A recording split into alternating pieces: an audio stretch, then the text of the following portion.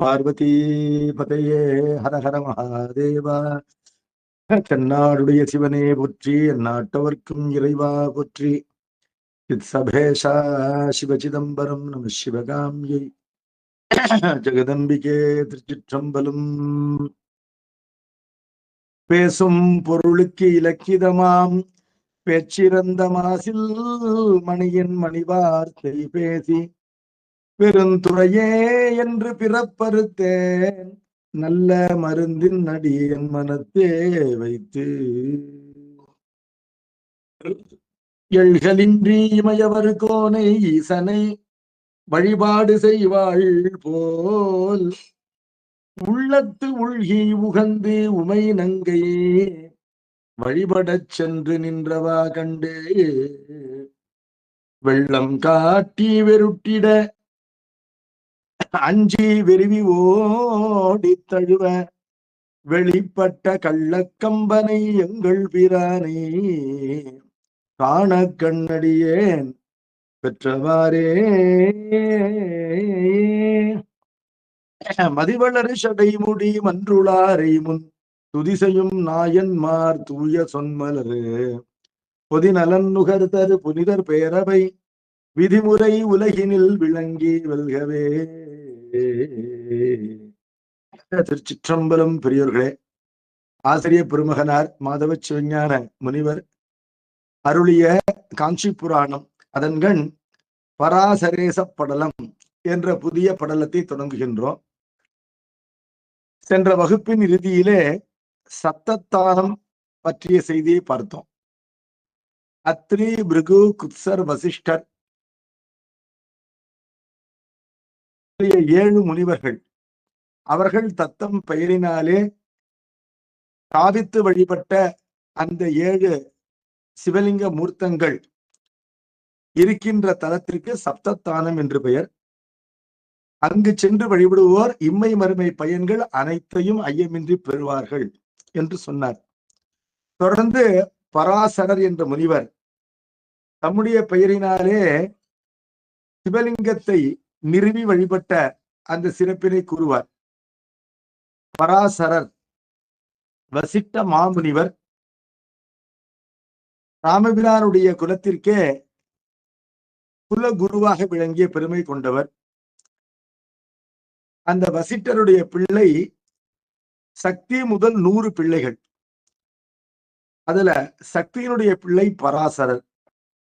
பராசரரின் பிள்ளை வியாச முனிவர். 4 வேதங்களையும் 12 புராணங்களையும் வகுத்து அருளியவர். அந்த வியாச முனிவருடைய பிள்ளை சுகர் என்று சொல்லப்படுபவர். பராசரருடைய ஒரு வரலாறு சொல்லப்படுகின்றது. தர்மம் பிறழாத சப்தத்தானத்தின் பெருமை உரை செய்தாம் சக்தி பெருமைந்தன் தரு தந்தையற்கொன்ற அறக்கருதமுதாவி பருக வழிபட்ட பராசரன் சொல்வான். தர்ம நெறி பிறழாத என்றால் மாறுபடாத சப்தத்தானம். சப்தத்தானத்திலே இறைவனை வழிபடுவர்கள் அறம் குன்றமாட்டார்கள் என்பது பொருள். ஆகவே அறம் பிறழ்வதற்கு வழி செய்யாதது சிவ வழிபாடு. இறைவனை வழிபடுவர்கள் அறம் பிழைத்தல் என்பது கனவிலும் இல்லை. தர்மம் பிறழாத சப்தத்தானத்தின் பெருமை உரை செய்தாம். அதனுடைய சிறப்பினை சொன்னோம். சக்தி பெருமைந்தன், சக்தி என்ற முனிவர் அவருடைய மைந்தன் தரு தந்தையர் கொன்ற அரக்கர். தன்னை தந்த தந்தை, தந்தையர் என்று பன்மையிலே இருக்கின்றது அப்படின்னு கேட்டா, பராசரன் சக்திக்கு மகனாக பிறந்தான். ஆனால் சக்தியுடன் பிறந்தவர்கள் சக்தியோடு சேர்ந்து மொத்தம் 100 பேர். அந்த 100 பேரையும் ஒரு அரக்கன் விழுங்கி விட்டானான். அந்த அவனை வஞ்சினம் தீர்ப்பதற்காக வழிபாடு செய்தார் என்பதனால தன்னை தந்த தந்தையரை கொன்ற என்று வருகின்றது. தரு தந்தையர் கொன்ற அரக்கர் தமது ஆவி பருக, அவர் அந்த அரக்கருடைய உயிரினை குடிக்க. பராசருடைய தந்தையராகின்ற நூற்றுவரை சுதாசன் என்ற ஓர் அரக்கன் தான் விழுங்கினான். இருந்தாலும் அவன் எந்த குலத்தில் பிறந்தானோ அந்த குலத்திலே தோன்றிய அத்துணை பேரையும் இவர் நீராக்கினார் என்பதனால அது தந்தையர் கொன்ற அரக்கர் என்று பண்ணி வருகின்றது. அந்த அரக்கருடைய ஆவி பருக, அதாவது அவர்களை கொல்ல வழிபட்ட பராசரன் சொல்வான். அரக்கர்களை கொல்ல வேண்டும் என்பதற்காக அந்த குறிக்கோளோடு இறைவனை வழிபட்டார் என்று பார்க்கின்றோம். இவ்வாறு இறை வழிபாடு என்பது நம்முடைய பகைவரை வெல்வதற்கும் பயன்படும் என்பதை பார்க்கின்றோம். மத்த புலன் வென்ற வசிட்டன் தர வந்தார், பத்தையிரு மக்கள் பதுமத்தவனுப்பார், சக்தி முதலானோர் தகவால் இவர் வாழ்நாள், சுத்த நெறி தேர் விஸ்வாமித்திரன் என்போன். மத்தம் என்றால் மதம், புலன் என்பது இங்கு ஆகுபேராக பொறிகளுக்கு வந்திருக்கின்றது. ஒரு மனிதனுடைய அறிவினை மயக்குவன என்று பார்த்தால் ஐம்பொறிகள், பஞ்ச இந்திரியங்கள், ஞான இந்திரியங்கள். அந்த 5 ஞான இந்திரியங்களும் அறிவினை மயக்கும் என்று பார்க்கின்றோம் என்பதனால அவற்றை மத்த புலன் என்று கூறுகின்றார். அந்த ஐம்பொறிகளை சொல்லும் பொழுது அப்பர் பெருமான் 2ஆகவும் 3ஆகவும் பிரித்து சொல்லுவார். ஒருவரையும் அல்லாது உணராதுள்ளம் தடுமாற்றத்துள்ளே நின்ற இருவரையும் மூவரையும் என் மேல் ஏவி இல்லாத தரவருத்தாய்க்கு இல்லேன். இந்த பாடல் அப்பர் பெருமானுடைய கடைசி பாட்டு. அதுல என்ன சொல்றாருன்னா, அந்த 2 பேரையும் 3 பேரையும் என் மேல ஏவி விட்டையே, ஏவி விட்டு அவங்களால் வருகின்ற துன்பத்திலிருந்து என்னை காப்பாற்றினாய். இந்த 2+3 5 பேரை ஏவி விட்டதும் கடவுள் தான், அவங்க நம்மளை அழிச்சிடாம காப்பாத்துறதும் கடவுள் தான். அதான் சொல்றார், இருவரையும் மூவரையும் என் மேல் ஏவி இல்லாத தரவருத்தாய் என்று சொல்கின்றார். அது என்ன இருவர் அப்படின்னு கேட்டா, 5ல 2 பேருக்கு பவர் அதிகம், அவர்கள் தான் கண்ணும் காதும். அந்த 3 பேர் அவங்களுக்கு சபார்டினேட் தான். கண்ணும் காது அடங்கிட்டதுன்னா மத்த 3 பேரால அவ்வளவா நம்மள ஒண்ணும் பண்ண முடியாது. மற்ற 3 பேர் யாருன்னா நாக்கு மூக்கு தோல் அப்படின்னு பார்க்கிறோம். இந்த இருவர் மூவர் அப்படின்னு அப்பர் பெருமான் பிரித்தார் இல்லையா? நாயனார் புராணத்திலையும் அவ்வாறே அது இருக்கு. மன்றவர் அடியார்க்கென்றும் வழிப்பகை களிரே அன்றோ என்று 20 நாயனார்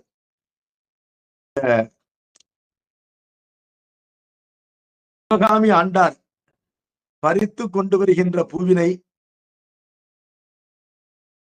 விட்டு சென்ற யானை, மதங்கொண்ட யானை, அதனை பற்றி அந்த முனிவரிடமிருந்து கேட்டவுடனே நினைக்கின்றாராம். நின்றவர் என்றால் பொன்மன்றத்திலே ஆடுகின்ற நடராஜ பெருமான், அவனுடைய அடியார், அதாவது அந்த பெருமானுடைய அருளை பெற விரும்புகின்ற பக்தர்கள். இவர்களுக்கு என்றைக்குமே எது பகை அப்படின்னு கேட்டா, அவங்கள்ட்டே இருக்கிற ஐம்பொறிகள் தான் பகை. நமக்கு உண்மையான பகை என்பது என்னன்னா, நம்மிடம் இருக்க பகைவன் என்பவன் பக்கத்து வீட்டிலோ எதிர் வீட்டிலோ இல்லை, நம்மிடம் இருக்கின்ற பகைதான் உண்மையான பகை. இவ்வரும் பிறவி பவ்வநீர் நீந்தும் ஏழையர்க்கு என்னுடன் பிறந்த ஐவரும் பகையே என்று திருவிசைப்பார்.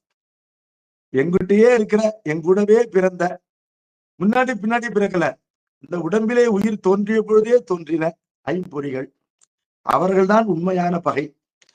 அந்த பகைவரிடமிருந்து நம்மை காத்து பயப்படாதேன்னு சொல்லக்கூடிய அருள் திறம் ஒருவனுக்கு தான் உண்டு. அது யாருன்னு கேட்டா அம்பலவாணன். இவ்வரும் பிறவி பவ்வநீர் நீந்தும் ஏழையேற்கு என்னுடன் பிறந்த ஐவரும் பகையே, அஞ்சலென்று அருள் செய்வான் கோயில் கைவரும் பழனம் குழைத்த செஞ்சாலி கடைசியர் களை தரு நீலன் செய்வரம் வரும்பும் பெரும்பற்ற புலியூர் திருவளர் திருச்சிற்றம்பலமே என்று திருவிசைப்பார். அந்த ஐவர் பாகர் என்று சொல்லப்பட்டது. 24 புராணத்தில் அது ஒரு உருவகம்.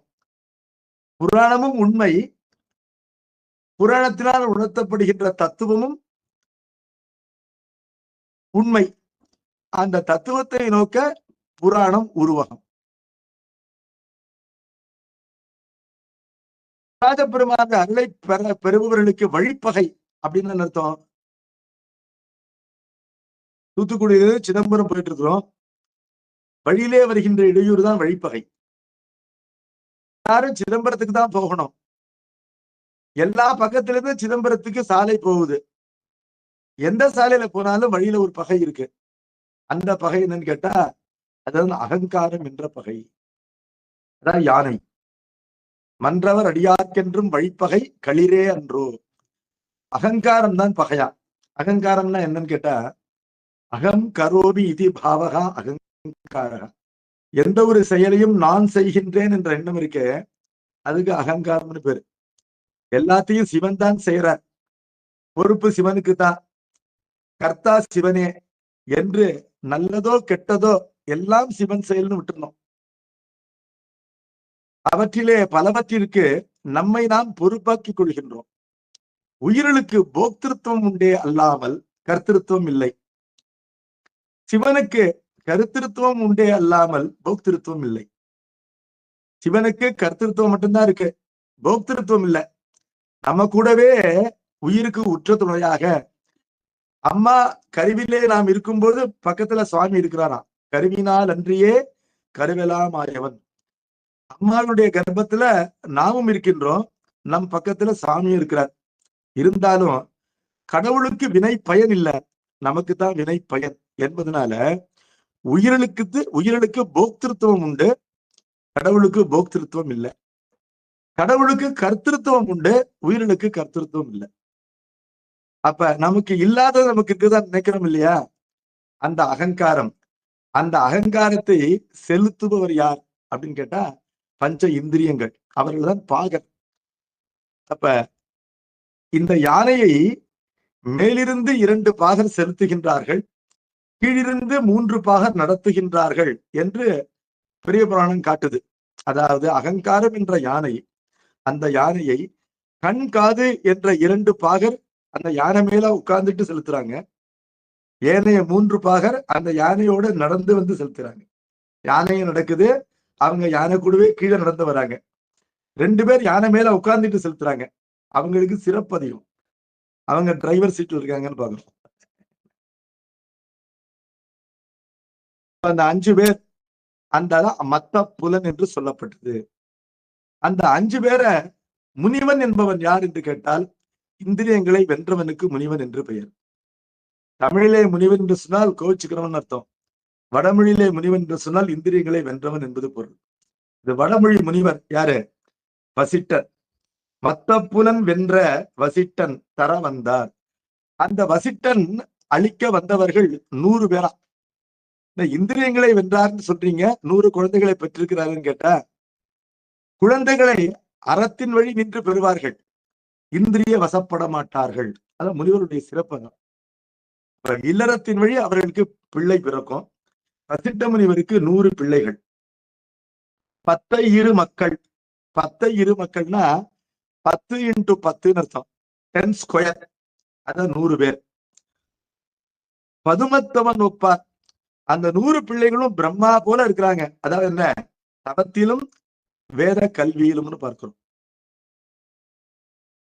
கிளர் தாமரை மலர் மேலுரை கேடில் புகழோன் என்று பிரம்மதேவனை உயர்வாக கூறுவார் ஞானசம்பந்த முனிவர்.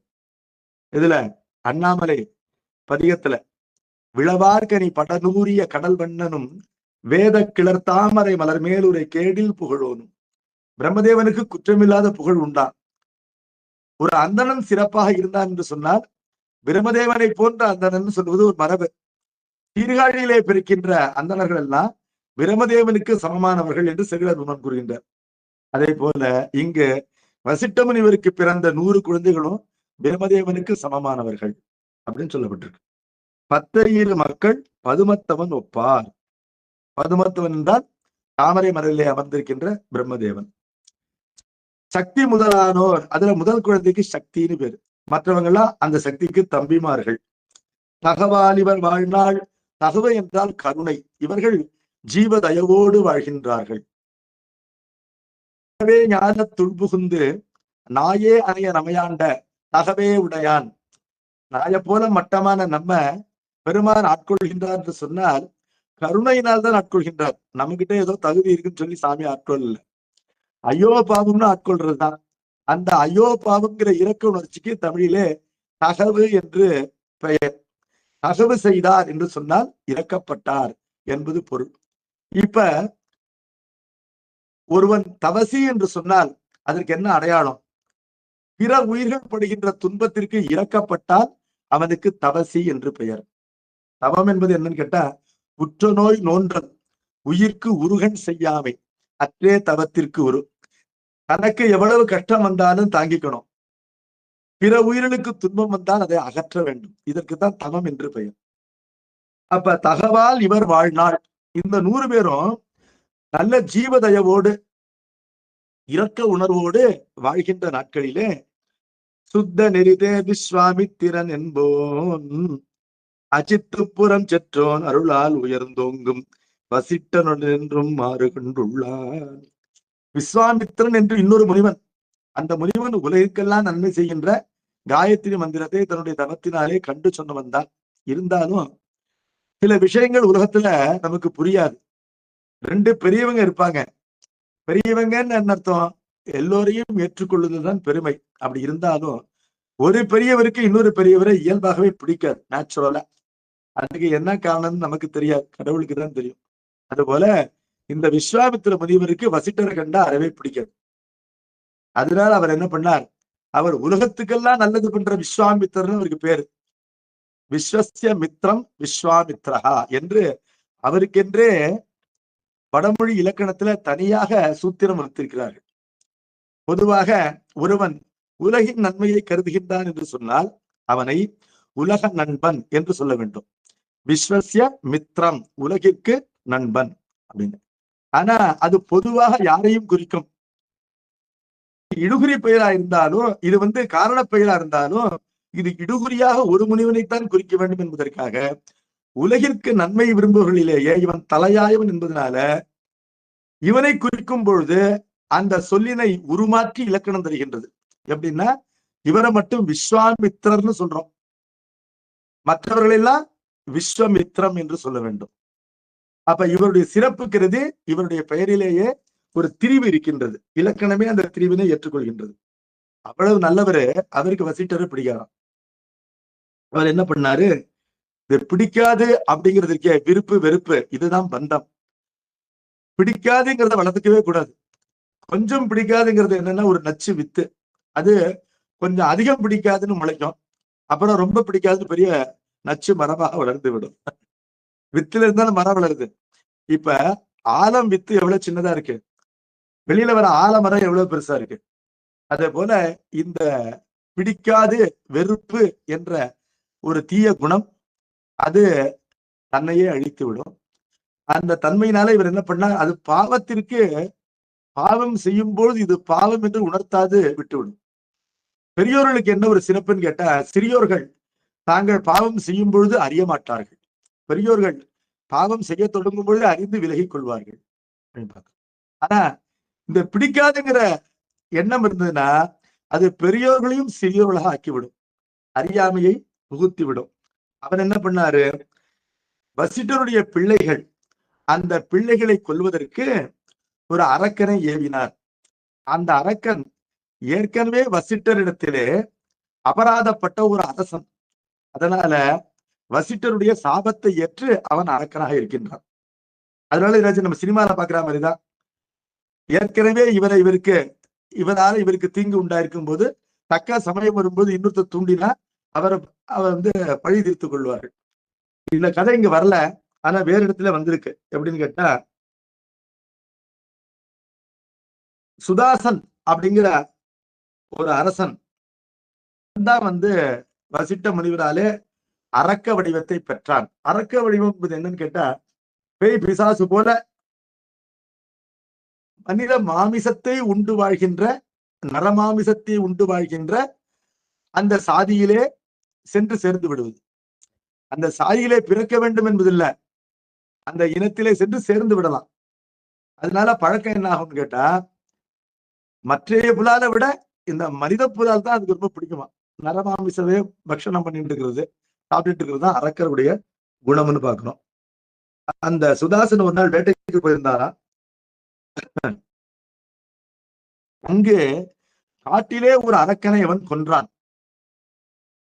கொன்ற பொழுது அந்த அரக்கனுடைய தம்பி இந்த சுதாசன் என்ற மன்னரை எப்படி பழிதீர்க்கலாம் அப்படின்னு ஒரு பிளான் போட்டு திட்டமிட்டு அந்த மன்னனுக்கு சமையல்காரனா வர, நான் நல்லா சமைச்சு கொடுவேன் அப்படின்னு சொல்லி மன்னனுடைய அரண்மனையில சமையல்காரனாக வந்து விட்டார். வசிட்டவா முனிவர் ஒரு நாள் அந்த அரசனுக்கு விருந்தினராக எழுந்தருளுகின்றார். அப்பொழுது வசிட்டருடைய கோபத்திற்கு அவன் ஆளாக வேண்டும் என்பதற்காக எல்லோரையும் ஏமாற்றி, அரக்கன் தம்பி அரக்கன் தானே, அவன் நரமாமிசத்தை வசிட்டருடைய இலையிலே பரிமாறி விட்டான். வசிட்டர் உண்ணல, ஆனா அது நரமாமிசம் என்பதை அறிந்த அவர் அரசனை வந்து கோபித்துக் கொண்டார். கோபித்துக் கொண்டு, அரக்கர்கள் உண்கின்ற நரமாமிசத்தை நீ எனக்கு பரிமாறினாய், நீ அரக்கனாவாய் என்று சபித்து விட்டார். யார? அரசனாகின்ற சுதாசனை. அரசன் என்ன பண்ணாரு? அறியாது செய்த குற்றத்தை அறியாது செய்தேன் என்று அறியாமல் நீர் என்னை பொறுப்பாக்கிய காரணத்தினால உண்மையினார் சபிக்கின்றேன் அப்படின்னு கையில தீர்த்தத்தை எடுத்துட்டு முனிவரை சபிப்பதற்காக முனைந்தானாம் இந்த அரசன். அப்பொழுது அவன் மனைவி தடுத்தாள். அறியாத ஒரு குற்றம் நிகழ்ந்து விட்டது, அறிந்து தொடர்ந்து குற்றங்கள் இழைக்கக்கூடாது என்று அந்த மனைவி அரசனை தடுத்தாள். அப்படி இருக்கணும் பெண்கள் எல்லாம். தொடர்ந்து வீட்டுக்காரரை வம்புலையும் தும்புலையும் மாற்றி விடுற மாதிரி அது ஒன்றும் பெருமையா நினைச்சுக்க கூடாது. மனதினாலேயோ உடம்பினாலேயோ பாவம் செய்வதற்கு ஆடவர்கள் முனையும் பொழுது பெண்கள் அதை தடுத்து அவர்களை நல்ல நிலையிலே கொண்டு போகும். நீங்கள் வந்து உங்களை சாபமிட்டார் என்பதற்காக அவரை சாபமிட வேண்டாம்.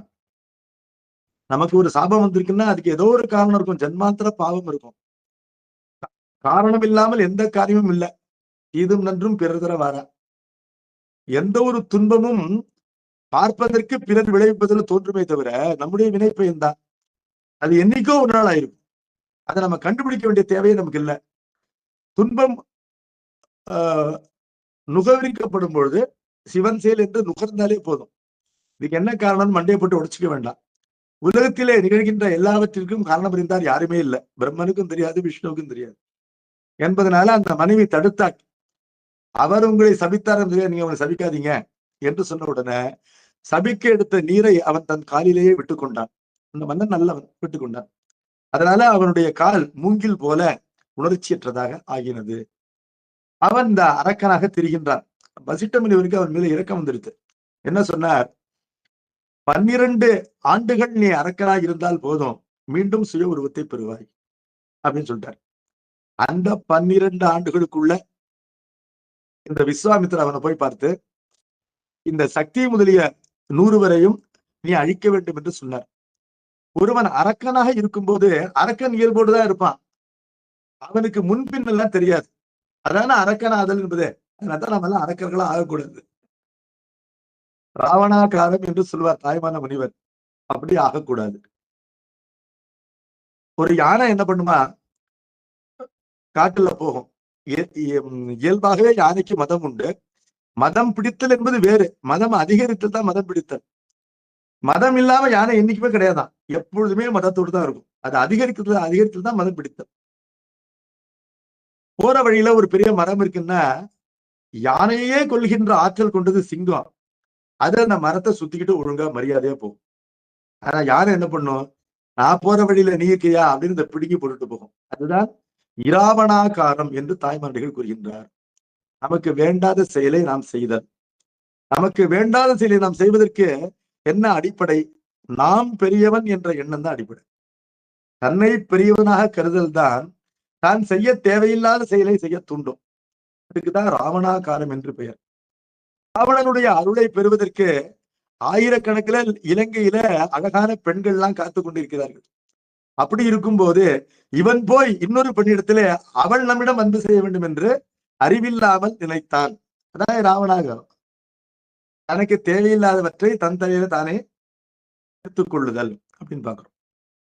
இப்பொழுது அது அரக்கனாக இருக்கும்போது அரக்கர் குணம் தானே இருக்கும் என்பதனால இந்த விஸ்வாமித்திரர் தூண்டிய சமயத்தில அரக்கனாக இருந்த சுதாசன் என்பவர் சக்தி மற்றும் அவருடைய தம்பிகள் ஆகிய 100 பேரையும் விழுங்கி விட்டான். ஏன்னா அவனுக்கு மனிதர்களை உண்பது தானே இயல்பு என்பதனால அந்த 100 முனிவர்களையும் அவன் உண்டு விட்டான் என்று பார்க்கின்றோம். அத 3வது பாடல்ல 3 மற்றும் 4வது பாடல்களை சொல்றார். இந்த கதை விவரமா இங்க இல்ல, இருந்தாலும் மற்ற இடங்கள்ல இருக்கு. அசித்து புறம் செற்றோன், புறம் செற்றோன் என்று சொன்னால் புறங்களை எரித்தவர் சிவபெருமான். அசித்து அப்படின்னா அச்சித்து இல்ல, சிரித்து என்ற ஒரு சொல் பழங்காலத்துல அசித்து என்று வந்தது. முப்புறங்களை சிரித்தே எரித்தான் இறைவன். அதான் அசித்து புறஞ்செற்றோன், அருளால் உயர்ந்து ஓங்கும் வசிட்டன். அந்த சிவபெருமானுடைய வழிபாட்டினாலே அவன் அருளை பெற்று சிறப்போடு இருக்கின்றார் வசிட்ட மாமுனிவர். அவரோடு என்றும் மாறு கொண்டு உள்ளான். மாறு அப்படின்னா பகை. எப்பொழுதுமே அவரிடத்திலே பகை கொண்டிருப்பவன் யாரு அப்படின்னு கேட்டா இந்த விஸ்வாமித்திரன் என்போன்.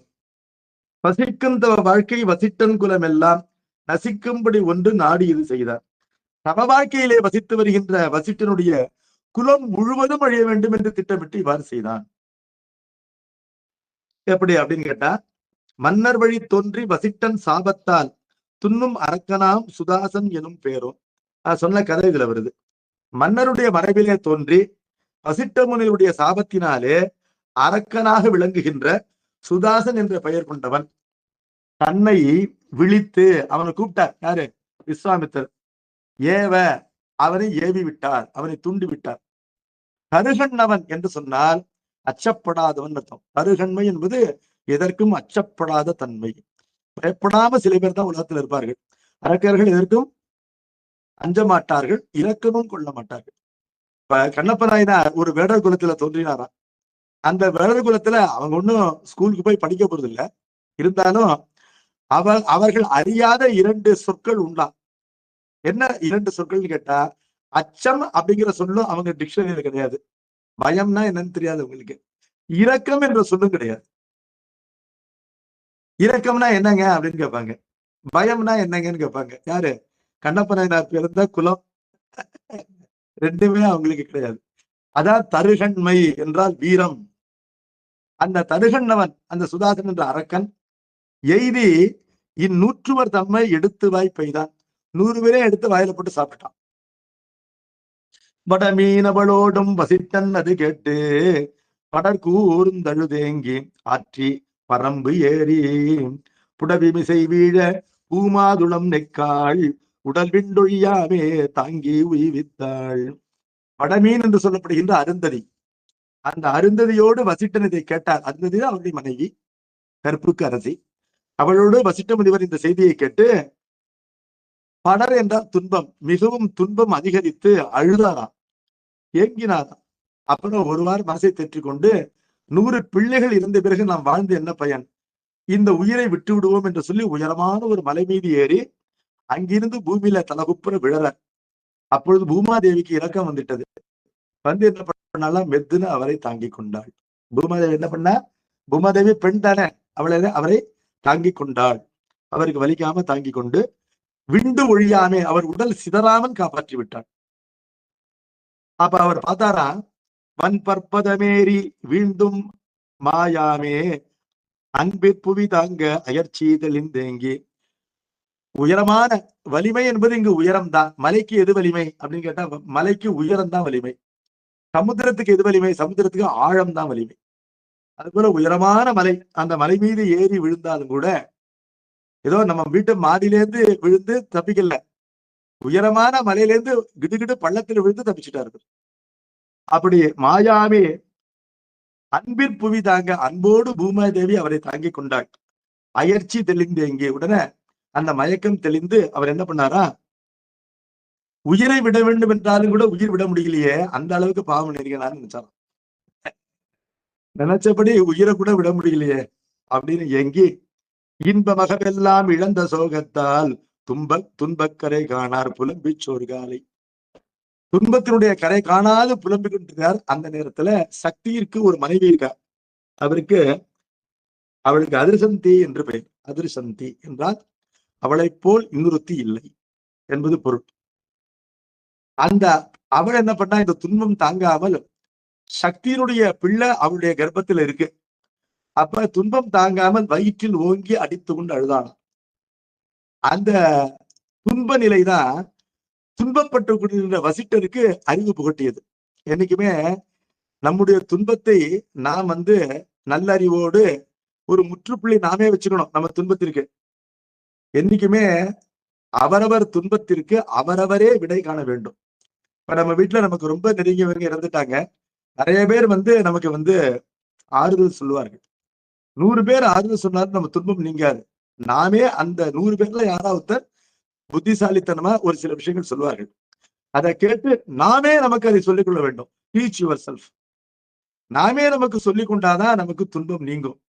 இல்லைன்னா துன்பப்பட்டு கொண்டே இருக்க வேண்டியதான். அடுத்த காரியம் பார்க்க முடியாது. இப்பொழுது வசிட்டரே துன்பப்படுகின்றார்னு சொல்லும் போது வேதாதி நூல்களை கற்றவர். அப்ப சாமி என்ன பண்ணாரா, இவர் துன்பத்தை நீக்கும் வண்ணம் ஒரு காரியத்தை அங்கு நிகழ்ச்சி நிகழ்கின்றது. அந்த தன்னுடைய மருமகள் அந்த பேர குழந்தைக்கு ஆபத்து உண்டாகிற மாதிரி அவ துன்பத்தினால்தான் வயிற்றில் அடிச்சுக்கிறார். உடனே தெளிவு பெற்ற வசிட்டர், அம்மா இப்படி பண்ணாத, நம் குலமே நின்று போகும், அந்த பிள்ளையை செத்துருச்சுன்னா இந்த குலம் இருக்காதுன்னு சொல்லி அதை தவிர்த்தார். அதிலிருந்து அவர் என்ன பண்ணார், இனிமே அடுத்த வேலையை பார்க்கலாம் அப்படின்னு பார்க்கிறார். பொன்னும் வசிட்டந்தன் குலமைந்தரின் முத்தோன் மண்ணும் தவ சக்தி என்பான் மனையாட்டி அன்ன செயல் கேளா அரற்றி கர்ப்பத்தால் துன்னும் வயிறற்றி பொருளும் துயர் கண்டான்.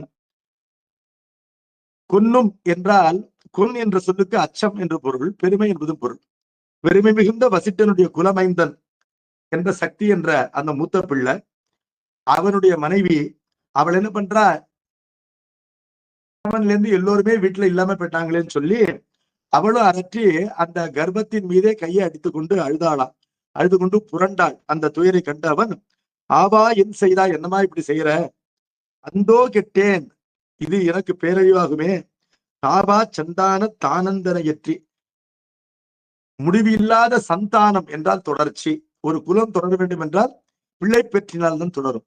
அதனால்தான் செல்வத்துள் செல்வம் மக்கள் செல்வம் என்று சொல்லப்பட்டிருக்கு. அதை விட சிறந்த செல்வம் இல்லை. கோடி ரூபாய் கொடுத்தும் குழந்தை பெறலாம் என்று பார்க்கிறோம். என்பதனால அந்த குழந்தை பிறவாமல் இவ்வாறு செய்து விடாதே என்று சொல்லி, மூவாக்குலமுற்றும் முடிக்க முயல்கின்றாய் பாவாய் நினைந்து கூற பனைத்தோழி, அவ்வாறு அடித்துக் கொள்ளாதே என்று தடுத்தாராம். உடனே அவளும் அதனை திருத்தினாள். மாமன் மொழி கஞ்சி வாழா அமர் போது, மாமனார் சொன்னதை கேட்டு அவள் சும்மா இருந்தாள். அப்பொழுது வயிற்றுக்குள்ள இருக்கிற குழந்தை அழ ஆரம்பிச்சது. ஓ என்று அழ ஆரம்பிச்சது.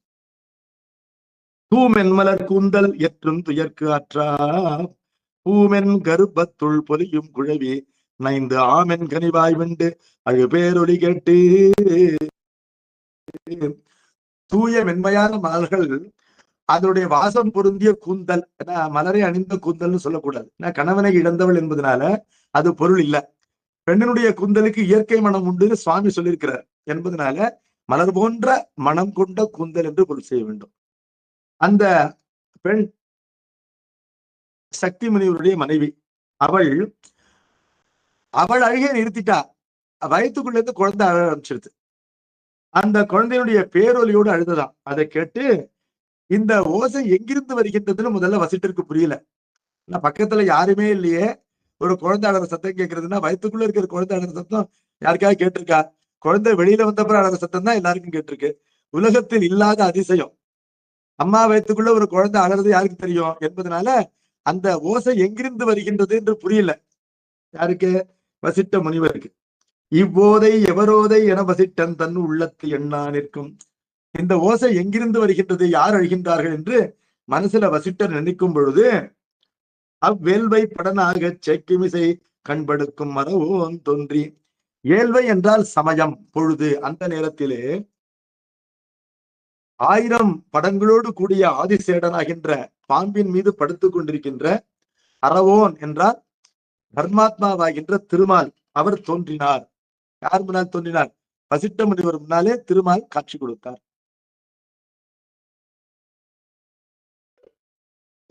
செவ்வாய்மை முனிவரனின் சந்தானம் தலை தொங்க தேயம் வாழ ஒவ்வாதார் குலஞ்சிதைய நின் மகனுக்கு ஒரு மைந்தன் உதிக்கின்றானால்.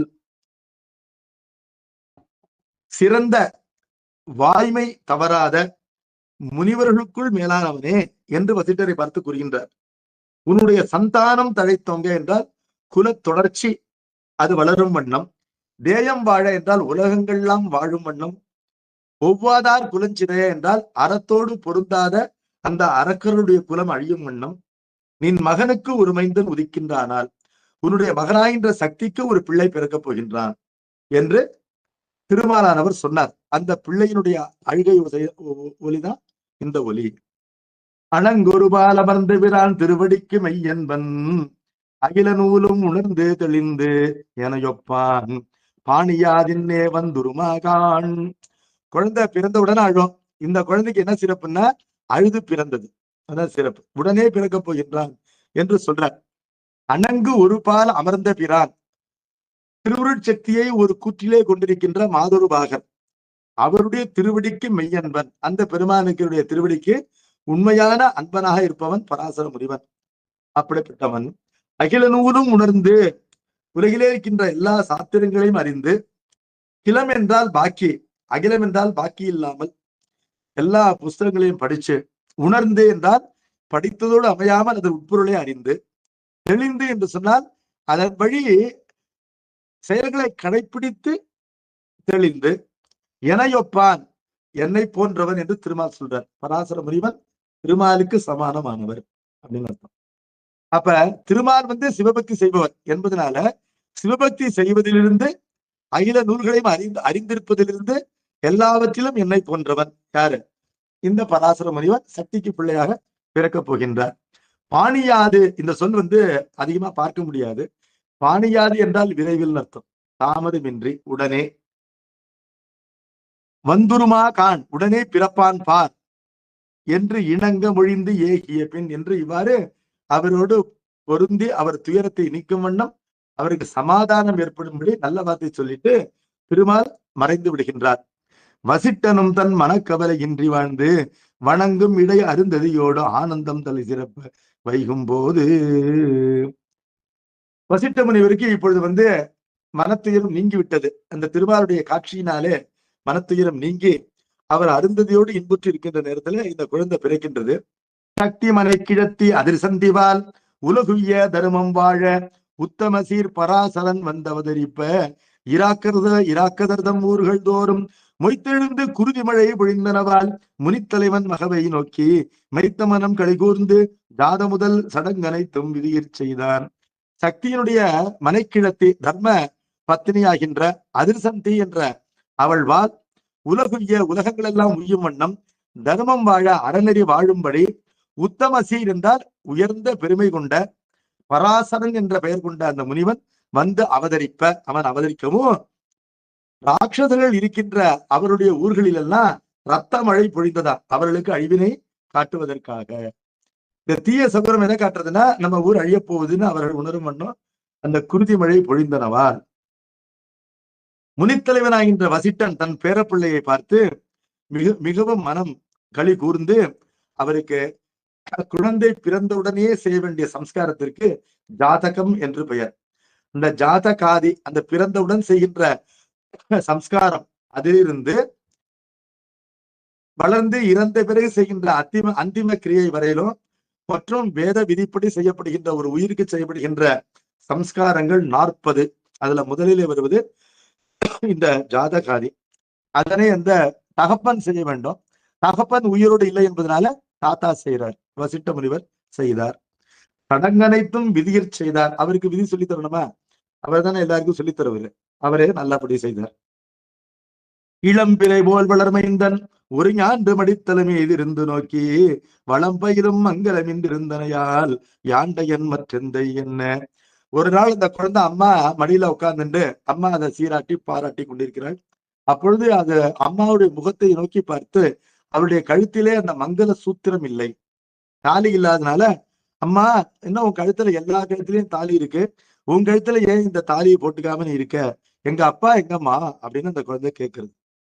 உளம் பரிய பயந்தாளை வினாவுதலும் அவள் கேட்டங்குள்ளம் ஆகி.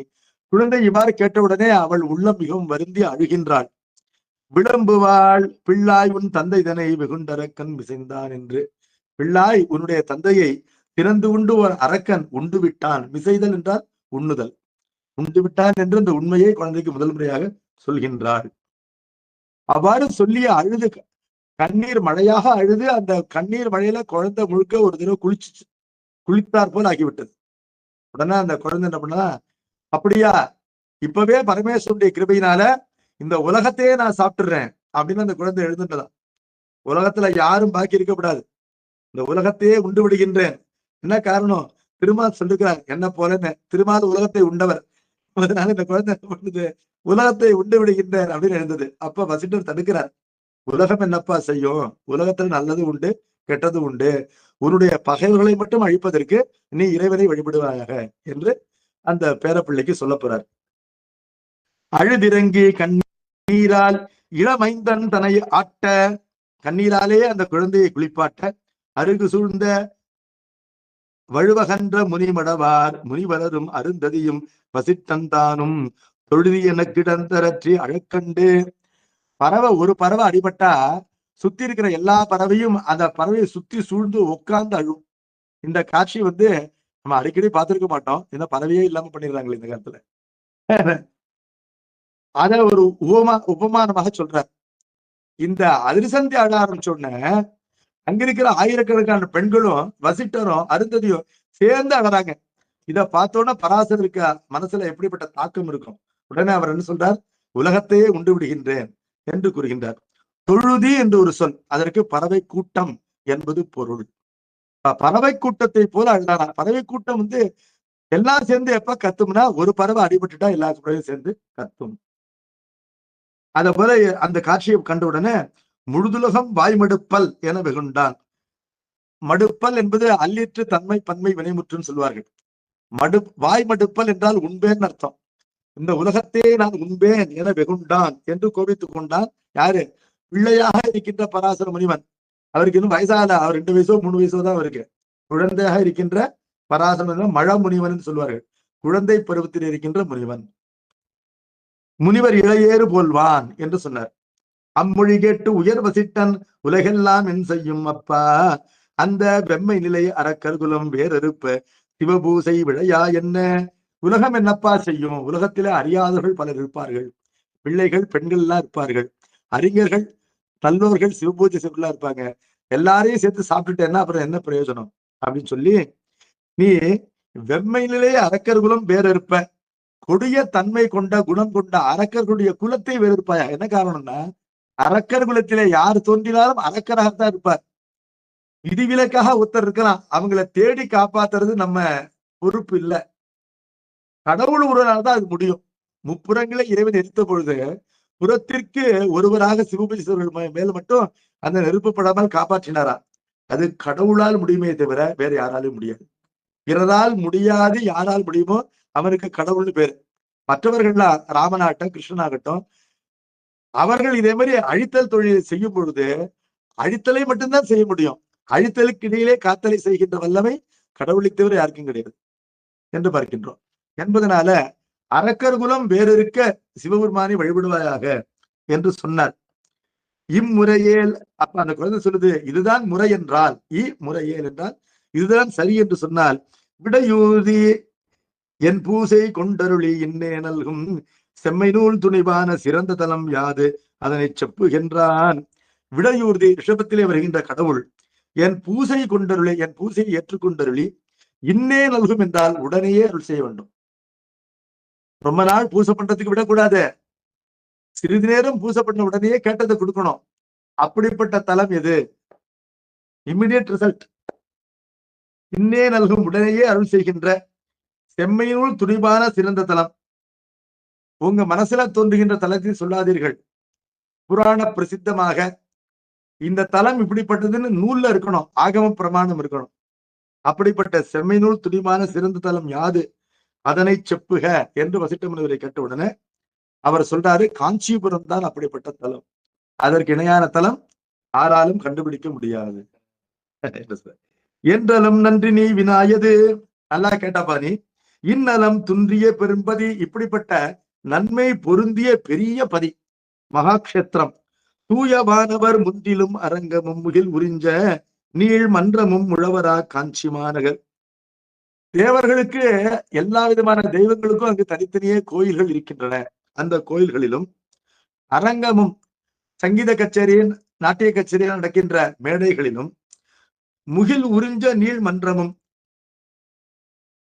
மேகங்கள் வந்து அமரும்படி உயரமாக இருக்கின்ற பொதுமக்கள் கூடுகின்ற இடங்களும் சபைகளும் காஞ்சி மாநகர் எப்பொழுதும் விழாவொலி கேட்டுக்கொண்டே இருக்கும். 365 நாளும் விழா போலவே இருக்கின்ற ஒரு ஊர் உண்டுன்னு சொன்னா அழுது வடியாத ஊர் காஞ்சிபுரம் என்று சொன்னார். சேக்கிழார் பெருமான் சொல்லும் பொழுது தேரொலிக்க மாவொலிக்க திசையொலிக்கும் புகழ் காட்சி என்று சொன்னார். தேர் ஓடிண்டே இருக்கும், அத மற்ற தேரை இழுத்து கொண்டு போற குதிரை கணிச்சுக்கிட்டே இருக்கும், அந்த யானைகள்லாம் பிரிந்து கொண்டே இருக்கும், விழாக்கள்ல முழுவ அதிர்ந்து கொண்டே இருக்கும், எப்ப பார்த்தாலும் சத்தமாவே இருக்கும். தேரொலிக்க மாவொலிக்க திசையொலிக்கும் புகழ் காட்சி ஊரொலிக்கும் பெரு வண்ணார் என ஒன்னா உண்மையினார். அந்த ஊரிலே துணிகளை ஒலிக்கின்ற வண்ணார் என்று அவரை சொல்லக்கூடாது, ஆனா வண்ணார் தான். அவரை வந்து நீரொலிக்க அராயிரைக்க நிலா முகிழ்க்கும் திருமுடியார். கங்கை நீர் ஒலித்துக் கொண்டே இருக்கின்றது, பிரவாகம், நிலா முகிழ்க்கின்றது, அரா இறைக்கின்றது, இந்த நிலாவை சாப்பிடாத புஷுங்கிறது, அரா இறைக்கின்றது. அப்படிப்பட்ட திருமுடியை கொண்ட சிவபெருமானுடைய பேர் ஒலிக்க, அவருடைய பெயரை கேட்ட அளவிலேயே பேரொலிக்க உருகும் அவருக்கு. சிவசப்தத்தை கேட்டவுடனேயே யார் உருகுகின்றார்களோ அவர்களுக்கு ஒலிப்பர் பெரு விருப்பினும். அப்படிப்பட்ட சிவனடியாருடைய கந்தையை வாங்கி ரொம்ப ஆசையோடு அதை தோச்சு கொடுப்பாங்க. அப்படிப்பட்டவர் வாழ்கின்ற காஞ்சிபுரம் எப்படிப்பட்டதுன்னு கேட்டா பேரொலிக்க மாவொலிக்க திசையொலிக்கும் புகழ் காஞ்சி என்று சொன்னார். ஆகவே எல்லா இடத்துலையும் அந்த மேள சத்தம் கேட்டுக்கிட்டே இருக்கக்கூடியது காஞ்சி மாநகரம். கோயில்கள் தோறும், மன்றங்கள் தோறும், மாடங்கள் தோறும், அரங்குகள் தோறும் என்று சொன்னார். மறுவரு வானவர் மனிதர் மற்றுள்ளோர் உரு பெருந்தவரின உள்ளிட்டோர்களும் பெறலரும் பேறு பெற்றெய்தும் பெற்பினது இருவழி நினைப்பிலும் முக்திவது. குற்றமில்லாத வானவர்கள், மனிதர்கள், ஏனையோர்கள், பெரிய தவத்தை செய்பவர்கள் என உள்ளிட்டோர், இதுல விடப்பட்டவர்கள் எல்லாம் சேர்த்துக்குங்க, ஏனையோர்களும் இந்த காஞ்சிபுரத்துக்கு வந்து சிறிது காலம் சமம் செய்தாலே வேறிடத்திலே கிடைக்காத வரங்களை பெற்று செல்வார்கள். பெறலரும் பேறு பெற்று எய்தும் பெற்பினது. அவங்க விரும்பினதை இந்த ஊருக்கு வந்து ஈஸியா வாங்கிட்டு போவாங்க. அப்படிப்பட்டது சரி, இந்த காஞ்சிபுரம் இருக்கே வாழ்நாள் முழுவதும் ஒரு நினையாமலே இருந்து விட்டு ஐசியூல அட்மிட் ஆன அப்புறம் அந்த நேரத்துல நினைச்சாலும் முக்தியை கொடுக்கக்கூடியது. இருவழி நினைப்பிலும் முக்தி ஈவது. கடைசியில உயிர் போற நேரத்துல ஏகாம்பரேஸ்வரர் நினைச்சாலும் முக்தி கிடைக்கும். இருவழி நினைப்பிலும் முக்தி ஈவது. அப்படிப்பட்ட பெருமை கொண்டது காஞ்சி மாநகரம். பன்னரும் கொடியவம் பாதகர்க்கும் அப்பொன்னகர் வரைப்பினோர் தினத்துள் போர்விடை மன்னவன் திருவருள் வைக்குமேயனில் உன்னைய போர்க்கினி ஓதல் வேண்டுமோ. நிறைய பாவம் பண்ணிருக்கான், அப்படி பாவம் பண்ணியிருந்தாலும் நமக்கு இறைவன் அருள் வேண்டும் என்று அவன் நினைக்கின்றான். அப்படிப்பட்டவன் ஒரு தினம் இந்த பெருமானை வந்து வழிபட்டு இந்த ஊரிலே வசித்தாலும் கூட அவனுக்கு திருவருள் கிட்டும். நீ மலை போல பாவம் பண்ணிருக்கிற, அதனால நீ நாளைக்கு வான்னு சாமி அனுப்ப மாட்டாராம். நீ அவனுடைய பாவத்தை இமிடியா சாமி என்ன பண்ணுவாரு, வெறி பண்ணிடுவார். கடன் தள்ளுபடி பண்ணிட்டு நீ காஞ்சிபுரத்துல வந்து வழிபட்டாயா, உடனே உனக்கு வேண்டியதை தருகின்றேன் என்று தருகின்ற கடவுள் இருக்கின்ற இடம் காஞ்சிபுரம். அப்படி இருக்கும் பொழுது ஆதகர்களுக்கே அருள் செய்கின்ற கடவுள் உன்னை போன்ற தவசைகளுக்கு அருள் செய்ய மாட்டானா, உனக்கு அவர் நிரம்ப தருவார் என்று வசிட்ட முனிவர் பராசரன் ஆகின்ற பேரனுக்கு, குழந்தைக்கு சொல்லி அனுப்புகின்றார் காஞ்சிபுரத்துக்கு. இதற்கு ஆற்றுப்படுத்துதல் பேர். இந்த இடத்துக்கு போரு சொல்லி அனுப்புறது. கைலாயத்துல ஆகமங்களை கேட்ட அம்பாள் உன்னை நானும் வழிபட வேண்டும் என்று சொன்ன பொழுது சாமி என்ன சொன்னார், காஞ்சிபுரத்துக்கு போகணும், முதல்ல காஞ்சிபுரத்துக்கு அம்பாளையே ஆற்றுப்படுத்தினார் பார்க்கிறோம். அதை போல இங்க காஞ்சிபுரத்துக்கு ஆற்றுப்படுத்துறார். ஆயிடை செல்கனும் வசிட்டன் அம்புய தூயமன் மலர்ப்பதம் தொழுதெழுந்து தன் தாயினை விடைகொடு தடங்கொள் காஞ்சியில் தாய்பொறி பராசரன் கடுகை எய்தினான். புராணங்கள்ல தர்மங்களை அங்கங்க சர்வ சாதாரணமா சொல்லிடுவார்கள். இப்ப தனக்கு நன்னறி காட்டிய வசிட்ட முனிவரை தாத்தான்னு நினைக்க கூடாது, குருநாதன். அவனுடைய மலர்களிலே தொழுதார். அப்புறம் எப்ப ஊருக்கு போனாலும் அம்மாட்ட சொல்லிட்டு தான் போனோம். தாயிற் சிறந்த கோயிலும் இல்லை என்பதனால தாயிடம் விடைபெற்றுக் கொண்டாராம். தாயிடம் விடைபெற்றுக் கொண்டு பெரிய விசாலமான காஞ்சிபுரத்துக்கு வந்தார். யாருன்னு கேட்டா காய்பொறி பராசரன், பொறிகாய் பராசரன், இந்திரியங்களை வென்ற பராசரன் கடுகை எய்தினான். உடனேயே காஞ்சிபுரத்தை வந்து அடைந்தான். சரி, காஞ்சிபுரத்துக்கு போறதுக்கு ஒரு நல்ல நாள் பார்க்கலாம் அப்படின்னு தள்ளி போடல. காஞ்சிபுரத்துக்கு போனோம்னு நினைப்பு வந்த உடனேயே அடுத்த செகண்ட் காஞ்சிபுரத்துக்கு வந்துட்டார். கடுகை எய்தினான்.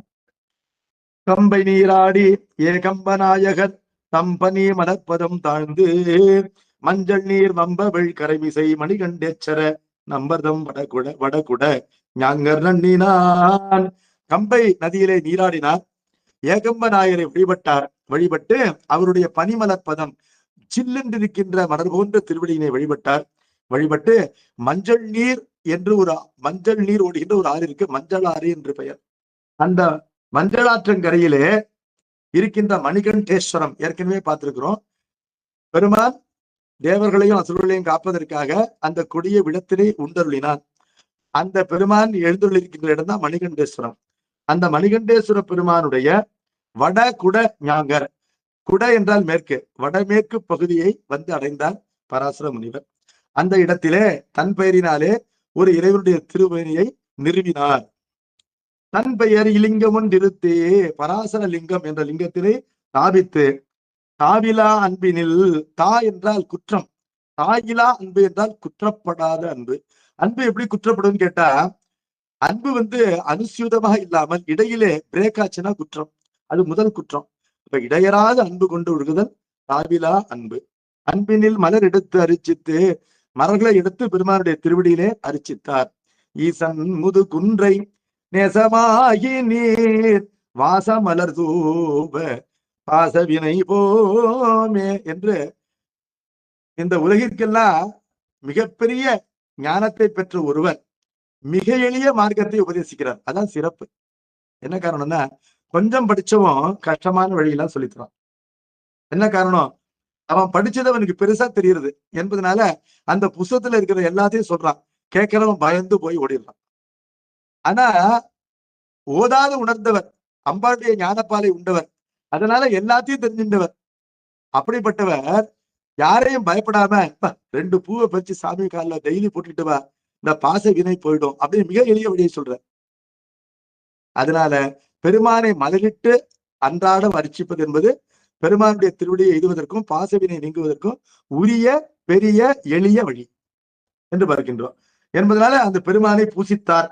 இப்பிறப்பினில் இணைமலர் கொய்து நான் இயல்போடு அஞ்செழுத்தோதி தப்பிலாது பொற்கடலுக்கு இடாது, இவ்வாறு இருந்து விட்டேனே என்று திருவாசகம் வருந்தோம். அதாவது 2 பூ பறிச்சு உண்மையான அன்போடு பெருமான் திருவடியில இட்டுவிட்டு நித்த நியமமாக அன்றாடம் பூஜை செய்ய வேண்டும்.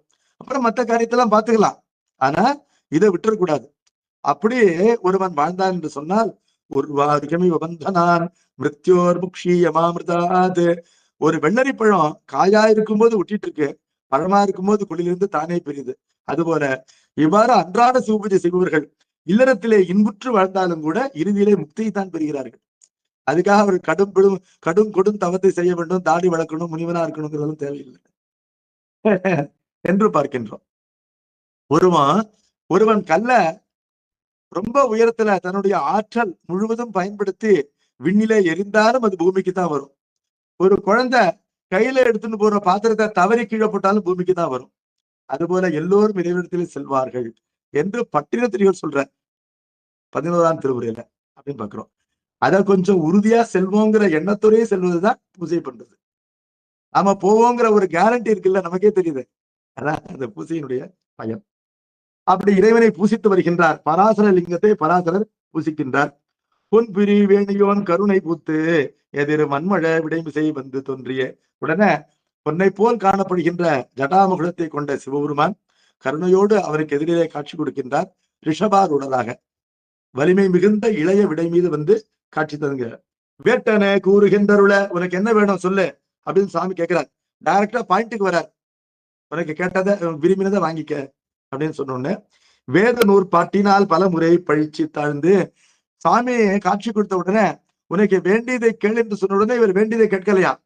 பெருமானுடைய காட்சி இன்பத்துல அப்படியே ஆழ்ந்து போய் வேதங்களிலே சொல்லப்பட்ட தோத்திரங்களினாலே பெருமானை உளமாற புகழ்ந்து கொண்டே இருக்கின்றார்.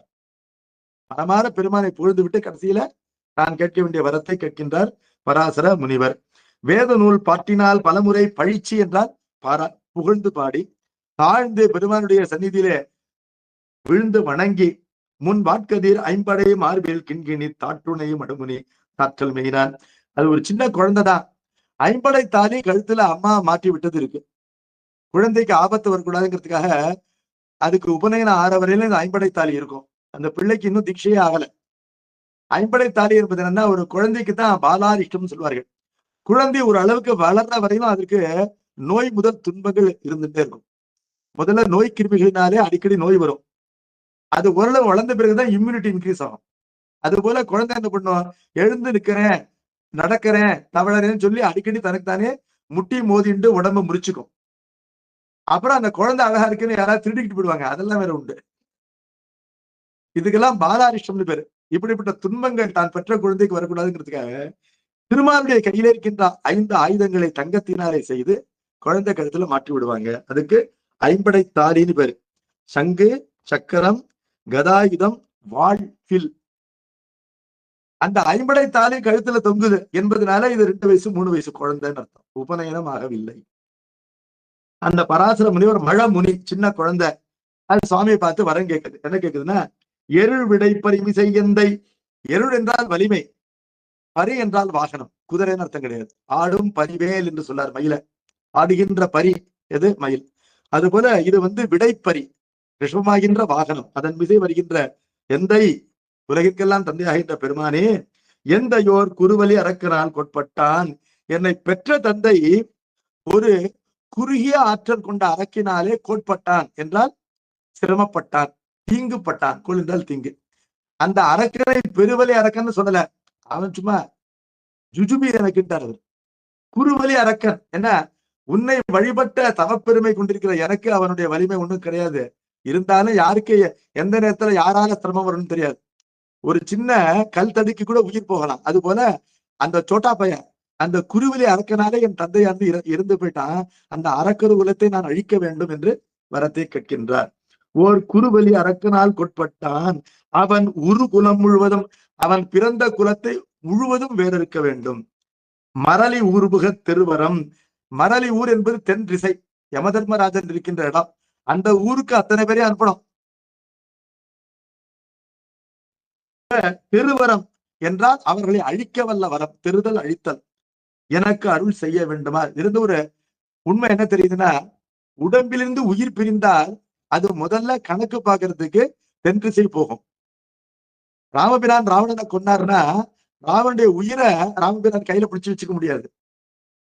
உடம்பிலிருந்து உயிரை பிரிப்பதுதான் கொல்லுதல். அதுதான் ராமனால முடியும். உயிர் என்ன ஆகும், ஆட்டோமேட்டிக்கா இலங்கையிலிருந்து போய் அது யமதர்மராஜனுடைய ஊருக்கு போயிடும். அங்க கணக்கு பார்ப்பாங்கன்னு வச்சுங்க, யாரா இருந்தாலும். ஆனால் மன்மதனுடைய உயிரை பிரித்த இறைவன் உடம்பிலிருந்து உயிரை பிரிக்காமல், உயிரிலிருந்து உடம்பை பற்றி பிரித்து உயிரை தென்திசைக்கு அனுப்பாமல் இரதி தேவை கையில கொடுத்து, உன் கணவனோடு நீ கொடுத்து நம்மளெல்லாம் சந்தோஷமா இருக்கலாம் அப்படின்னு அனுகிரகம் பண்ணிட்டார். இதிலிருந்து அவர் கடவுள் என்று அறிகின்றோம். பிறரால் முடியாதது யாரால் முடியுமோ அவன் தான் கடவுள். அனைவரையும் தென்திசைக்கு அனுப்ப வேண்டும், அந்த வரத்தை எனக்கு அருள் செய்க என்று கேட்டவுடனே ஈண்டி நீ இனிதமர்ந்து, அப்புறம் அதை கேட்டுக்கிட்டு, நான் ஸ்தாபித்த லிங்கத்துல நீ எப்பொழுதும் இருக்கணும், எனக்கு வரம் கொடுத்துட்டு இங்கிருந்து விலகிடக்கூடாது. பின்னாடி எத்தனை கோடி ஜனங்கள் பல கல்பங்களாக இங்க உன்னை வழிபட்டாலும் நீ இந்த லிங்கத்திலே இருந்து அவர்களுக்கு அருள் செய்ய வேண்டும் என்று கேட்கிறார். ஈண்டி நீ இனிதமர்ந்து எவர்க்கும் இன்னருள் மாண்டகு சிறப்பினின் வழங்க வேண்டுமால் ஆண்டகை என்று இறந்து அன்பு மேதக வேண்டலம் வெம்பிரான் விளம்பல் மேயினான். இன்னும் சாமி 2 வரங்களையும் கொடுத்துட்டு சாமி சொன்னார், நீ ஒரு வேள்வி செய், அந்த வேள்வியினுடைய நெருப்பு அரக்கர் குலத்தை அழித்து விடும் என்று இறைவன் அவருக்கு சொன்னார். மைந்தனின் பூசையில் தம்பிமாரோடு நுந்தை மற்றமை அடைந்து உற்று நுண்மைசால் அந்தனாம் உனை காணும் ஆசையின் முந்திரன் நின்றவா காண்டி மைம்பி நோய். இப்பொழுது இறைவன் இவருக்கு ஒரு பேரருள் செய்கிறார். என்னன்னா, இங்க பார், சொர்க்கத்துல இருக்கிறார் உன்னுடைய தந்தை, இப்பொழுது நீ பார்க்க வேண்டும் என்பதற்கு அவர் அழைச்சிட்டு வந்திருக்கிறேன். இது அவர் கேட்காத வரத்தை இறைவன் தன் கருணையினால் செய்கின்றார்.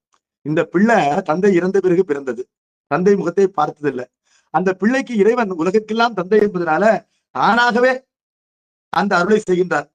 சொர்க்கத்திலிருந்து உன் தந்தையை அழைத்துக் கொண்டு வந்திருக்கிறேன், தந்தை முகத்தை பார்த்துக்கொள் என்று அந்த பிள்ளைக்கு எக்ஸ்ட்ராவாக வரம் கொடுத்து விட்டு அறக்கரை கொலை செய்யும் வேள்வி ஆற்றி அந்நெருப்பினில் அவர்தமை நீர் செய்தி.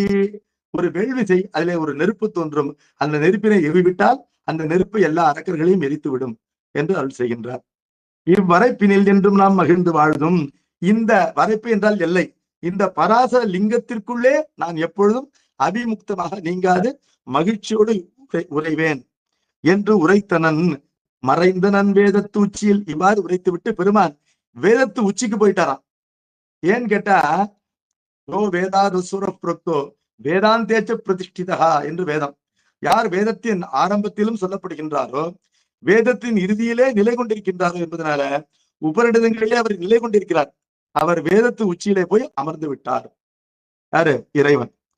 பராபரன் திருவுருள் பெற்று பாய்வுகள் பராசர நெடுந்தகை பனைத்த வேள்வியில் பராய் மனத்தரக்கரை நீற்றி பாற்றினான் பராய சீர் ஊர்வர்தம் பகர்ச்சியால் கதம்.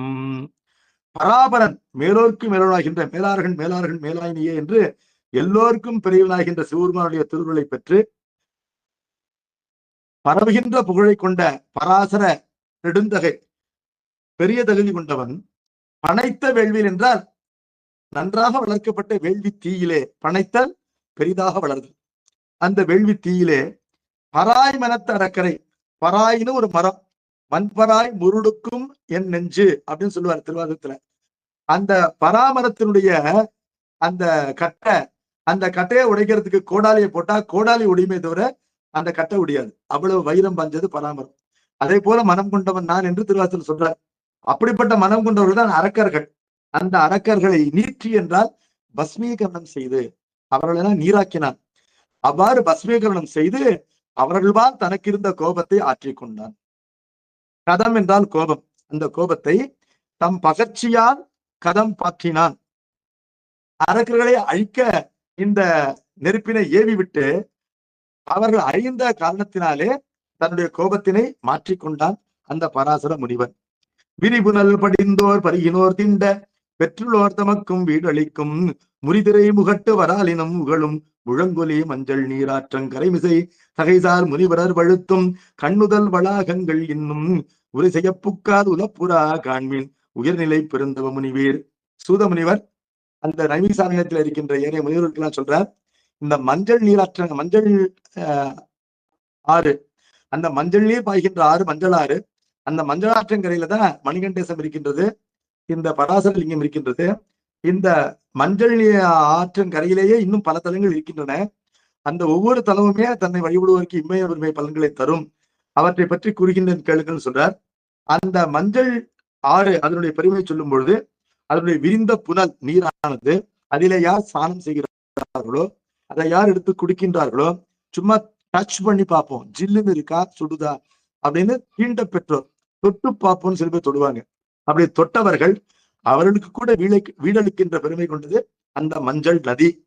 அதனுடைய திரை எப்படிப்பட்டதுன்னா முறி திரை, எழுந்து மடிகின்ற திரை கொண்டது. மூரி என்பது முறி என்ற ஆயிருக்குன்னு சொல்லலாம், வலிமை மிகுந்த திரை கொண்டது. அந்த திரையினுடைய முகடு உச்சியில வரால் மீன்கள்லாம் உருண்டு கொண்டே இருக்கும்.